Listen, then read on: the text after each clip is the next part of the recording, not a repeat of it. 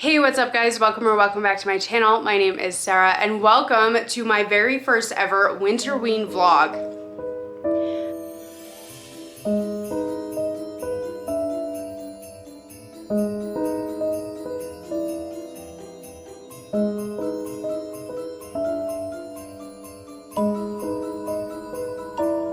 So I almost missed this Winterween entirely. I completely forgot that Gabby had done her announcement and everything for Winterween, and I forgot about the prompts and everything. And then I saw something, I don't remember where I saw it, but I saw something about it and it was like, oh yeah, when is that? And I looked it up and it starts tomorrow. So technically it does start tomorrow, but I'm not going to be able to do a whole lot of reading tomorrow. So I'm going to start it today. We're going to start a day early. We're going to end a day early. And that way I can get this vlog up on a Friday like I normally try to do without rushing through everything. There is 5 prompts. I am going to try to read 5 books. I'm super excited to actually participate in this for the first time. I don't usually do these week-long reading challenges, but I'm really excited to try this one.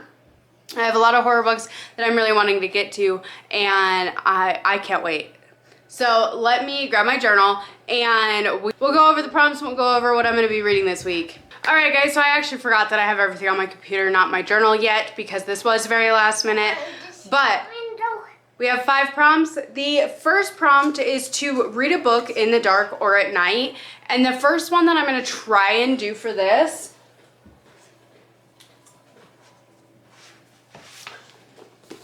is Cabin at the End of the World by Paul Tremblay. I have had this book for years now and I have not read it yet. I keep wanting to and I keep putting it off, and I want to finally read this book. So I figured it's not super long, but I can read it after the kids go to bed and when I'm staying up late to read. I can pick this one up. So I don't even know what this one is about. But this one, I know a lot of people have read this, a lot of people have loved it. I've never read Paul Tremblay before. I don't think so. So I'm really excited to try this one out. This is what I'm going to read for that first prompt, which is to read a book in the dark or at night. The next prompt is to read a horror or a thriller, and for that one I'm going to read Antimora. Now, if you watched my last reading vlog, which was my first episode of Alphabet Escapades, you probably heard me mention this because I'm finishing off that vlog with this book today, and I am starting this vlog with this one.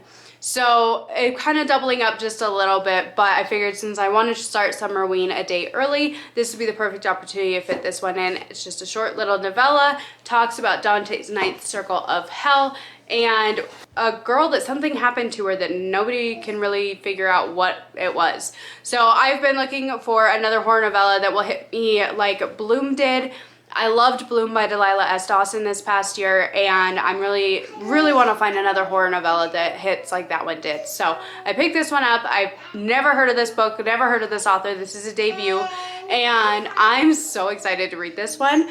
So that's what I'm going to read for my horror or thriller book. The next prompt is to read a book with red on the cover or blood on the cover. Now, I couldn't think of anything off the top of my head that was blood on the cover, or at least not a lot of blood on the cover. So I'm going to go with a very, very red cover. And for that one, I am going to read The Haunting of Payne's Hollow. This is by Kelly Armstrong, and I've read a book from her before. I read A Rip Through Time, which is like a historical sci-fi mystery that she goes back to the 19th century, I believe. But this one is horror, and I'm so excited to try this. I picked this up at a little free library. It caught my eye. I'd read from this author before, and I really liked her writing style, and so I'm really excited to pick this one out. I love all the haunted stories and stuff like that. Some of them I really love because they do them really well. Other ones are not my favorite because they don't do them as well. Either way, I'm really excited to see what this one brings to the table. I've never even heard of this book, so I'm really excited to try it out, see if I like it. Hopefully I love all of these books, but you never know. Horror can be really hit and miss for me. The endings especially can really mess me up with a horror book, because if you have a great, freaky, great atmosphere type of story and you screw up the ending, you totally just blow it for me, because the ending is key. Okay, so the next one that we have is to read a book with vampires or witches, werewolves, whatever I've got. So the one that I have for this, that I didn't know anything about it, and I'm actually now very excited after looking it up, I'm going to be reading The Child Thief by Brahm. So when I looked this up to see what the synopsis of this book was, because I didn't look at it, I found this at the big library, annual library sale this year. And I've never read a book from Brahm before. I know everybody reads Slewfoot, but I haven't read that one. So when I looked this one up to see what it was actually about, come to find out, it's a Peter Pan retelling. It's very dark, and I am so excited. It says, Peter is quick, daring, and full of mischief, and like all boys, he loves to play, though his games often end in blood. His eyes are sparkling gold, and when he graces you with his smile, you are his friend for life. But his promised land is not Neverland. I am so excited to read this book now. I read the original Peter Pan this past year, and I was really disappointed with it. But this one, it's a dark Peter Pan retelling, and I don't normally like retellings, but I want to give it a shot. I really hope I love it. I know that Brahm has an incredible writing style that a lot of people love, not to mention his amazing artwork that's included in the books. So I thought this one was a steal, getting it for $1 at the library sale, and I'm really, really excited to read it. It is chunkier than what I was expecting, but I hope that I can fly through it and just enjoy the heck out of it. And I've Googled it, and I looked it up to see if it was a vampire book, if it was considered a vampire book, and Google says yes, so I'm counting it. So the next one that I have, or the next prompt, is to read a 2025 release you didn't get to, and for this one, I am going to be picking up Cold Eternity by S.A. Barnes. So I read Dead Silence. I read Ghost Station. I loved Dead Silence. I didn't care for Ghost Station, but I've heard Cold Eternity is better than Ghost Station. So I'm really, really hoping that I love this one as much as I love Dead Silence. Dead Silence, there was just something with that book that really, really worked for me, and I absolutely loved it. And it's made me pick up everything by S.A. Barnes since I read that one, everything that she's come out with. So I found this one on Book Outlet a few months ago and wanted to try it out, give her another shot, because like I said, I loved the first one. Second one didn't work as well for me, but with horrors and thrillers, you never know for sure how they're gonna hit. So for my fifth and final book, I'm going to be reading Cold Eternity by S.A. Barnes. Now this is a chunky TBR for a week, but at the same time, but you get into these books and they can go by really, really quickly. I'm gonna try and binge read as much as I can. I've been kind of on a horror kick this past year, so I'm really excited for all of these. So this stack is right here. It looks pretty good. I'm gonna feel really proud of myself if I can actually accomplish this in a week. Now I know that half of these I can double up for the horror and thriller or reading a book at night or in the dark, but I don't wanna do that. I really wanna try and challenge myself to actually read all 5 of these books, and we have a week to do it. So I'm gonna be starting out with this one, like I said, to finish off my alphabet escapades today so I could get that posted, and then I'm going to focus on these this week. So wish me luck, and I will come back and give you an update once I probably finish this book. So I will talk to you here in a little while.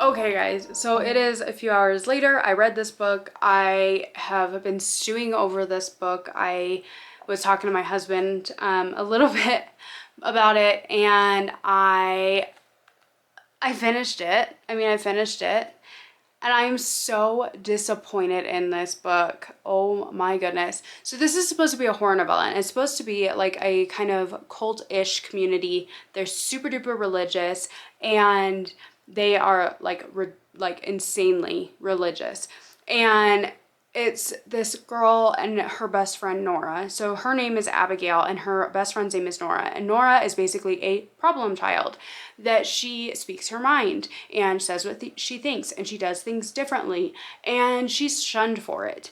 Now something happened to Nora, but we have no idea what, at the beginning of this book, and it's Abigail telling her story of kind of the lead up to her disappearance and like kind of her history with Nora as they've grown up in this town. And this book didn't feel like horror. Okay, it had the perfect setup with the cult-like, ridiculously religious, everybody like loves this pastor, more than anything in the world and listen to absolutely everything that he says. And it had such a perfect setup to really just push that bar and get so creepy. It could get super brutal if she wanted it to. It could have done so much more, and it didn't.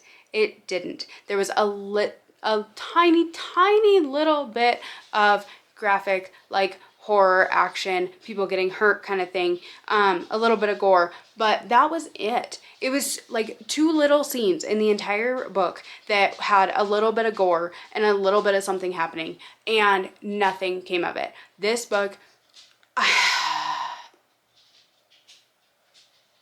I'm just gonna go ahead and do spoilers. So if you don't want to hear spoilers about this book, I will put the label up here while I'm talking about the spoilers. But here we go. Ready? Okay. Nothing happens in this book. She is talking all about her friendship with this girl and how she has a crush on this girl and how she can't have a crush on this girl because they're in a religious town and it just can't happen and it can't be and nobody's gonna like her and all this and that.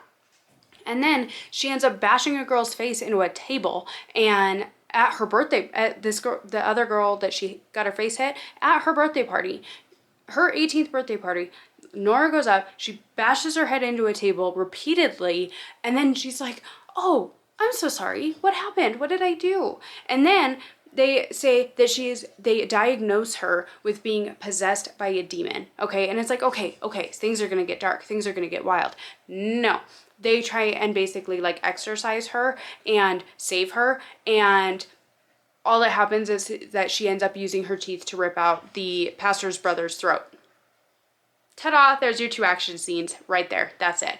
And then they're like going along with this, and Abigail has feelings for her, and she talks about how they've kissed a couple of times, but it all has to be a secret. And then for whatever reason, there's a huge thing with stakes in this book, and Nora somehow or another magically is able to bring a snake that has its head almost completely cut off, heals it, seals its head back onto it, and it lives and it slithers off and away and whatnot. So there's like a weird little tiny bit of like magic in it or whatever. I don't know, it's weird.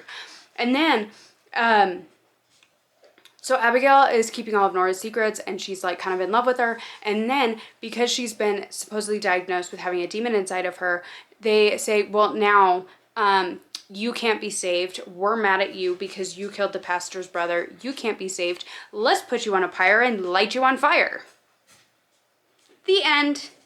The end. Oh, but she disappeared. They didn't find any remnants of her body, or Abigail didn't find any remnants of her body afterwards, like multiple hours after the fact. Didn't find any remnants of her body, and so she thinks that she was never actually on there in the first place. She thinks she saw her in the woods.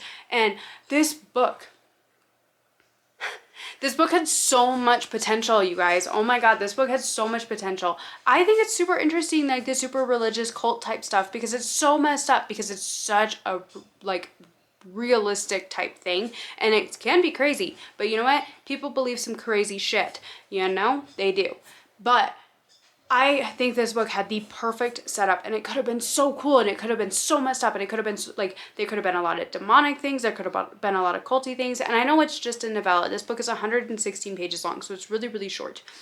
But this book is the quietest, most boring book ever. There is no like real plot twist. There's no surprise. There's no shit hits the face. Nothing whatsoever in this book. I got to the end and I was rolling my eyes like, are you fucking kidding me? This is what a book that is $17 and my Barnes & Noble cost. And I looked at some of the reviews on Goodreads. It has a 4-star on Goodreads.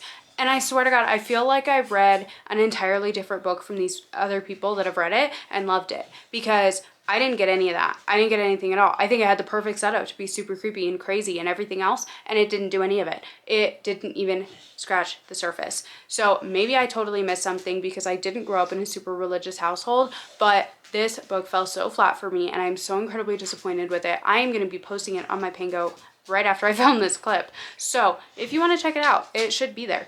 I'm so disappointed. I'm so incredibly disappointed.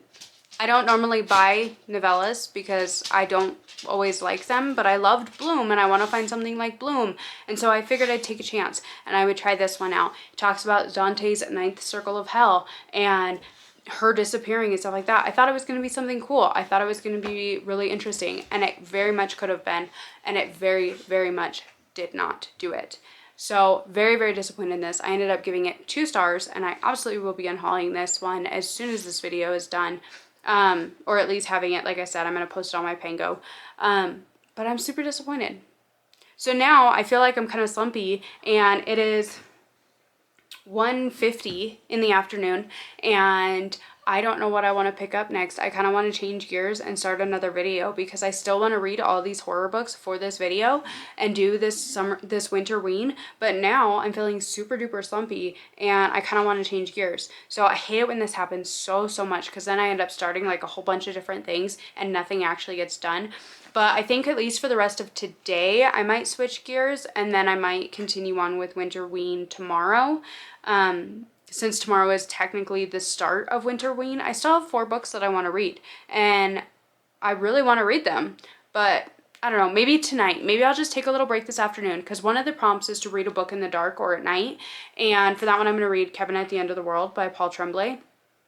So maybe I'll just like read something else this afternoon, and then maybe I'll start that one tonight. Maybe that's what I'll do. But either way, I wanted to come on and tell you guys, I didn't want to check in like partway through, because this book is only 116 pages. But, you know, honestly, I could have checked in at any point and it wouldn't have mattered. So, super disappointed with this one. And that's all I've got to say. So, I'm sorry if I spoiled anything before I did my spoiler part. I don't think that I did, but I'll try and cut stuff out and edit it as I go, so I don't like give everything away to anybody who doesn't want to know everything about that book. So yeah, I'm gonna go. I'm going to figure out what the hell I'm gonna read next, and then I will maybe pick up Cabin at the End of the World tonight. I know that one's a really widely loved book, or as far as I think it's widely loved. I don't even know at this point. But maybe I'll pick that one up tonight, and we'll see how this goes. So wish me luck, because now I'm feeling super slumpy. I have not had a 5-star yet this year. I have had a 4-star, a 3.5-star, and a 2-star in that order. That's how and 2 DNFs. And it is only the 8th of January. It's the 8th of January, and that's where I'm at right now. So it's a great start to the year. Alright, I'm gonna go figure out what the hell I'm gonna do the rest this afternoon, and I will talk to you guys when I have some thoughts on my next book.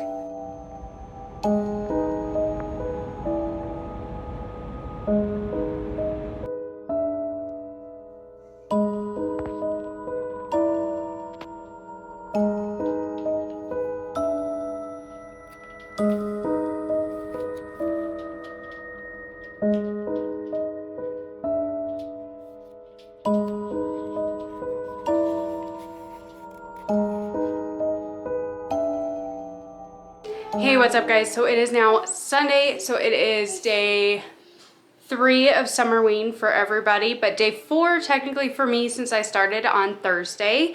And I have some updates. So well, you already saw me talking about Antinora and giving that one 2 stars, and that was my horror or thriller book. But I did end up deciding to swap out and read something else instead of Cabin at the End of the World for my read a book at night / in the dark.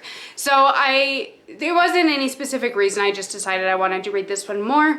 But I ended up reading The Bewitching of Aveline Jones. This is the second book to The Haunting of Aveline Jones. I read this one a little over a year ago, and I absolutely loved it. I give it 5 stars. It is a middle grade horror where a young girl goes to visit her aunt in a small town, and there are creepy things that happen.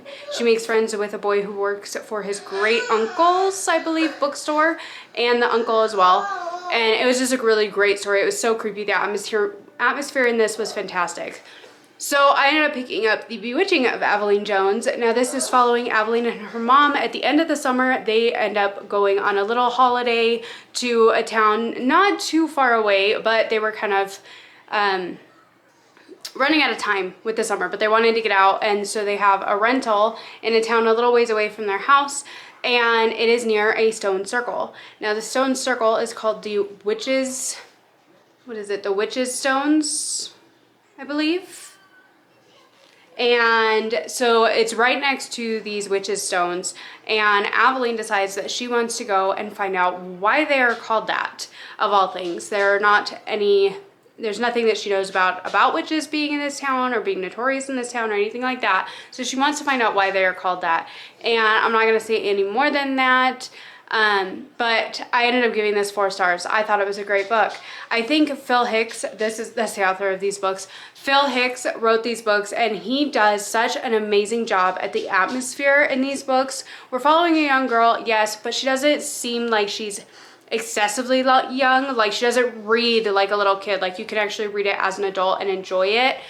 She's definitely young because, like, I think in this one she said she was 12. So you figure she's 12 years old. And so there are things that she maybe is a little bit naive about, maybe just kind of the trying to make friends, having a hard time making friends concept, things like that come up with a girl her age. And so there are those elements in this, but overall these ones, the atmosphere is fantastic, and I love following these characters. So we had her aunt and her friend, Harold, and his great uncle who owned the bookstore come and visit her in The Bewitching of Aveline Jones. So we got to see some of these characters come back, and I absolutely loved it. I thought it was a really great time. I didn't think this one was quite as good as The Haunting of Aveline Jones, but I still really enjoyed it, and I gave it 5 stars and 4 stars. But this is the one that I'm counting for Summerween as my book I read in the dark. So that is 2 prompts down, 3 more to go. And the next one that I have barely started is Cold Eternity by S.A. Barnes. This is the one that I am reading for my wanted to get to in 2025, my 2025 release that I hadn't gotten to yet. So I'm reading this one for that prompt. I've just barely started it. I'm only in chapter 2, so there's not really a whole lot to say. But our main character, the girl that we're following, she's apparently on the run from somebody, and she has the opportunity to go to this job that is basically working in like a memorial, or like a memorial type space station, where it's like when people die, they put them into a cryo sleep and try and like save their bodies for like one day when resurrection is available or a possibility, kind of a thing. So she gets this opportunity that she's gonna go and basically be a guard and stuff for this place. So that's all I know so far, and I'm not very far into it. Like I said, I'm only on chapter 2, so I'm only 20 pages in, but I'm going to continue reading this one this afternoon, and hopefully I love this one. I love Dead Silence by this author. I wasn't a huge fan of Ghost Station, so I really hope that I enjoy this one. Right now, there's just not really a whole lot to say about it. So as of right now, that is 2 books down out of 5. We have, let's see, Sunday, Monday, Tuesday, Wednesday, and Thursday. So I've got like, what, 5 days left? 5 days left? Can't count. But it is Sunday right now. So I am running this through Thursday. So I'm going to try and beat feet and get as many of these books done as I possibly can in the time we're allotted, trying to fit 1 book for each prompt. So wish me luck. I will check back in with you when I have some more thoughts on Cold Eternity. So it is now Tuesday, and I know this is not my normal venue for filming. I'm actually house sitting for my parents right now, and will be for the rest of the week. So we had a little bit of a change in setting here. But I have made a bit of progress with Cold Eternity. Now, I am currently halfway through this book, so I'm on chapter 14, and I'm so intrigued. She believes that she is seeing in her dreams, in like a waking dream, that she is seeing some kind of a dead person who is sneaking around where she's working at. And I think I told you kind of what this is that her and her family were involved in politics, and things kind of went sideways, and she's on the run. They are trying to find her basically for interviews and like stuff like that. And she gets this job in basically what is a cryo morgue type of place where celebrities from hundreds of years ago and people with money went into this cryo morgue where they were dying or dead or right after they died to go into cryosleep, hoping that one day they would be able to be woken up from it and continue living because they had money and they were famous and whatever. So she gets this job working at this place to basically be security. She goes through, she makes sure everything is okay, and then she pushes a button every few hours to say all's well. And the guy that she's working for is pretty shady, and she finds out that he's doing some kind of oddball things that she is not 100% okay with, but she's trying to stay under the radar, so she's not going to out him for what he's doing. But now she is seeing in these dreams, that it's happened a couple of times now, she's seeing this dead body. Now, this part where I'm at now, things have escalated a little bit, and she's a little bit freaked out, but she's trying to convince herself that it's just her in her mind, like it's not actually happening, it's just a dream. And like she's got so much of a dream going on that she's bringing it into her waking moments, thinking that it's real, even though it's not. And so I'm really intrigued. This book, I feel like, has picked up a lot faster than Ghost Station did. Ghost Station, I thought, just was too long and it was too, like, meandering. Whereas this one, I feel like, considering it kicks off with kind of creepy stuff happening like 50 pages in, I think it kicked off pretty quick. It's definitely interesting. I'm really curious to see what's going on with this cryo station that she is at. I don't really care about the political side of things and like where she came from. I don't really care about that stuff, but I'm definitely curious to see where this is going. So Winterween is not going how I expected. I was hoping I would have already been done with this book. However, today is Tuesday, so I have Wednesday and Thursday and the rest of today. So technically I have like 2.5 days left that I can try and read as much as I can. So technically The Bewitching of Aveline Jones counts for the book about vampires / witches / werewolves, because there are witches involved in that book. So technically Aveline Jones counts for that prompt, which I was going to read The Child Thief by Brahm, which I still really want to if I have time. But that's the longest book that I chose for this week. So if I don't have time to get to that one, if I only have time to get to this one and The Haunting of Payne's Hollow by Kelly Armstrong, then I'll do that and then we'll just call it a win. But I'm going to try and get to all of them. Now, things are going to get a little haywire this month. I might end up going down to just one video a week for the rest of the month until February, but I haven't decided yet. It kind of depends on how things play out. I'm getting used to new schedules for my husband's work, with kids going back to school, different things going on, different things happening, and I'm kind of still adjusting to it. So it's big changes that have happened within our household, and I'm just kind of trying to get my bearings. And right now it's all very overwhelming, but I'm working on it. So my videos might kind of dial back to just one a week, at least until the beginning of February. But I'm really enjoying this book. I'm really glad that I ended up picking up. It's not very long, but I am enjoying it. I'm really hoping that I can kind of get situated here, because it's really hard to uproot 3 kids and a dog and bring them to town where we're not normally, to Grandma and Grandpa's house, and go back to a normal routine. It's not super easy to do. It's kind of difficult because my kids are just at the right ages where, like, my oldest has a lot of energy and he's really excited about being here, especially in the middle of the week with school days.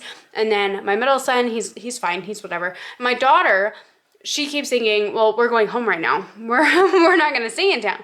We're going to go home now. And I keep telling her, no, that's not the case. So we're just kind of trying to get our bearings. We came over here yesterday. We were here last night. And we will be here for the rest of the week. But it's just kind of being in a different setting than what we normally are from home. It's always a little bit difficult. Sorry, I dried my hair. It's the first time that I've dried my hair and I don't know how long. So I'm trying to make sure that it sits right. Because normally when I dry my hair, it like poofs way out and I feel like a lion. And so I keep messing with it. But anyways, you guys don't really need to know all of that information. All you need to know is that I am reading. Maybe not as quickly as I was originally planning on, but I am reading. I am enjoying what I'm reading. And I am still continuing with Winterween as much as I possibly can. So that being said, I will come back, give you an update when I finish this book. Hopefully I end up loving it. So far, I'm really curious to see what's going to happen. But we'll see. I'm really curious. Hopefully it stays good. So I need to head up to the school, pick up my kids for the evening, and then we're probably gonna head to the library to look at some books, look at some movies to watch while we're here, and just try and kind of enjoy our evening with the four of us, just kind of mellow and just hang out. I will talk to you guys later on when I have some thoughts, or just to show you what I got from the library. We'll see.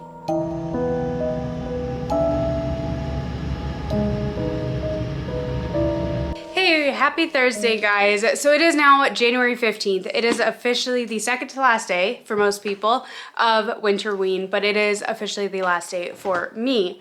I was trying to shoot for reading the 5 books for all 5 prompts. I didn't quite get there. I finished 3.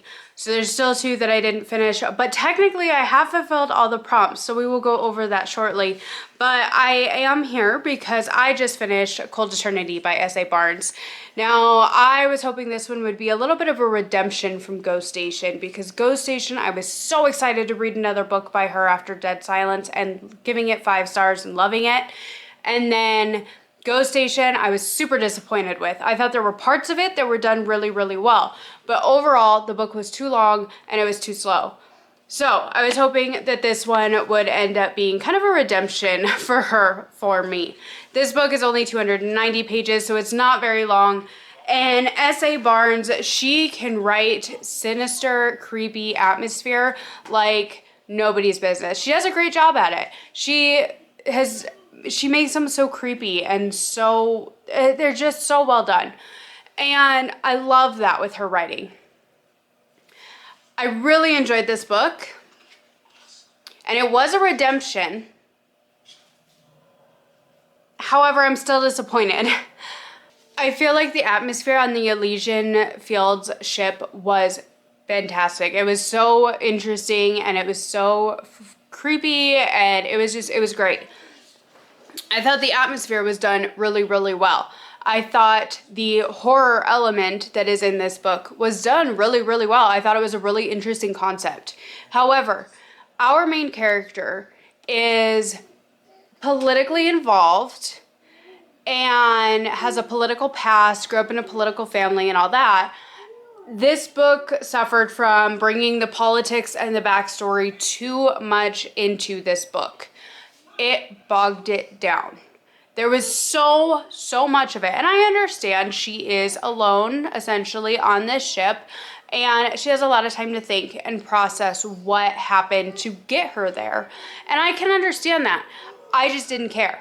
So there is a lot of political analysis on her part in this book. And I did not like that. I felt like it was way overdone. The other thing I didn't like, there was she had a crush on this guy when she was a little kid, and he's not alive. Like, he is a program, an AI, an AI program on this ship. And so she has a crush on this guy, and it continues on into her adult life when she gets back onto the Elysian Fields ship, that she has a crush on this guy. And it's really weird. He has been dead for a century before she even came along, and she is kind of in love with them. And it's really weird. So I could have done without that. A friendship, fine, but it just made it more than that. Like, she was infatuated with him, and I didn't care for that. So overall, I ended up giving this 3.5 stars. Like I said, I thought the story itself was good. I thought that the creepy parts were great and they were creepy. However, I feel like she really just bogged it down way too much with the backstory, the politics, and then just that tiny little hint of a relationship or friendship between her and this guy.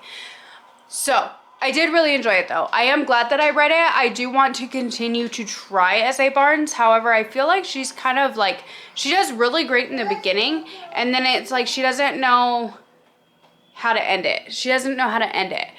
She could throw in a really, really great plot twist at the end, and it could be so cool. But it just kind of sizzles out. So overall, yeah, I'm giving this 3.5 stars. It was good. It was fine. There's nothing outright wrong with it. There's parts of it that I really, really enjoyed. However, there are parts of it that I didn't, and then it made it to where it wasn't my favorite. So unfortunately, I'm giving S.A. Barnes another mediocre rating. Now, I don't have my other books with me because of being here. I was planning on reading The Haunting of Payne's Hollow by Kelly Armstrong for my red cover, or red on the cover.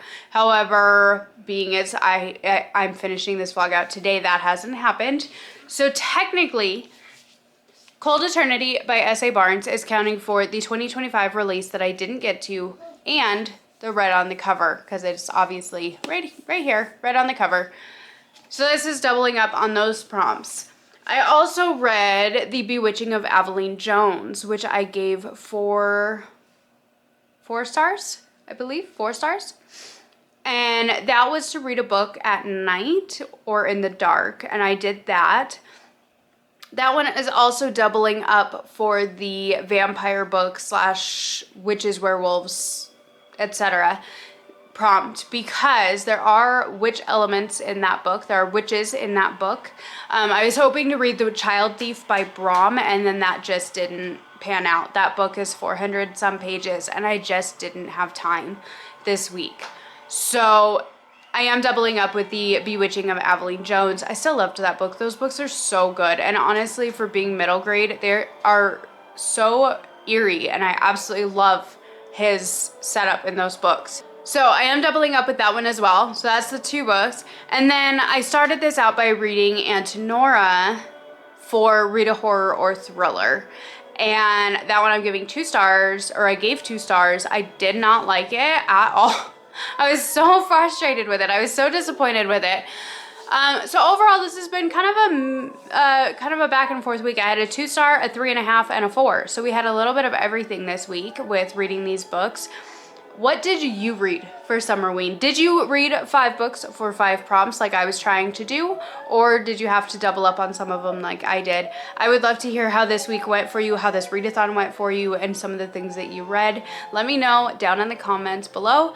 Don't forget to like, comment, subscribe. Thank you so much for being here and hanging out with me for a little while. Happy Winterween. And if you are still finishing this up, I guess I'm posting this tomorrow. So if you are still finishing things up today, good luck. And I hope you have a great weekend. Bye, guys.